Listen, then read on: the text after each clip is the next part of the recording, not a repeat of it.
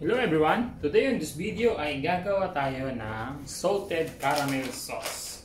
Okay, so bale itong salted caramel sauce, marami tayong pwedeng paggamitan as topping sa cake. Yan, pwede rin mo siyang gamitin para sa icing at pati sa kape. Maglalagay lang tayo dito ng 1½ cup ng white sugar. And then maglalagay tayo dyan ng 1/4 cup ng water. Okay, sa paglalagay ng water, no, lagyan nyo yung gilid. Lagyan nyo yung gilid niya.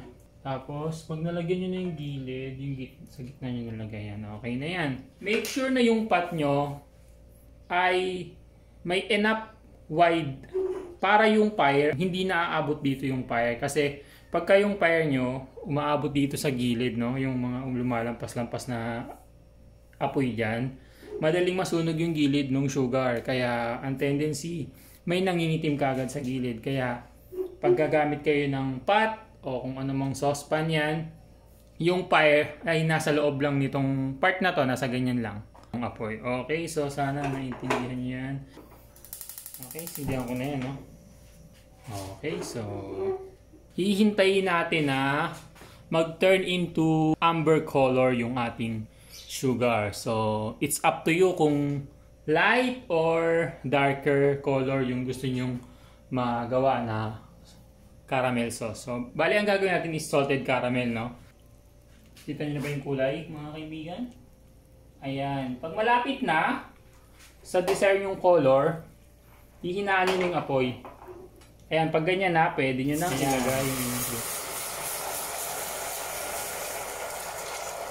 then ilalagay yung cream. Ouch, init. As you can see, no, sakto lang yung kulay ng ating caramel sauce. And at this point, ilagay na natin yung ating asin. 1 teaspoon. Pwede natin patayin yan. Next ay maglalagay naman tayo ng butter. Okay. Okay, so white chocolate, no? Ay, kagi. Okay, so white chocolate, no? White chocolate natin. Okay, 100 grams. Isa rin yung white chocolate na nakakatulong para i-lighten yung kulay ng ating salted caramel, no? Ayan. And that's it, ang ating salted caramel sauce. At sana nagustuhan nyo yung video na to at subukan nyo, marami po kayong pwedeng paggamitan ng salted caramel sauce. Okay, so gagawa na rin ako ng kape, no, dahil di pa ako nagkakape. At gagamitin ko nga itong salted caramel sauce na ito bilang sweetener na rin itong ating kape. Okay? Bale, ito pong ginagawa ko ay black coffee lang, no, o yung kape americano. Pero dahil lalagyan natin ng caramel sauce, tawagin natin itong caramel americano. Okay?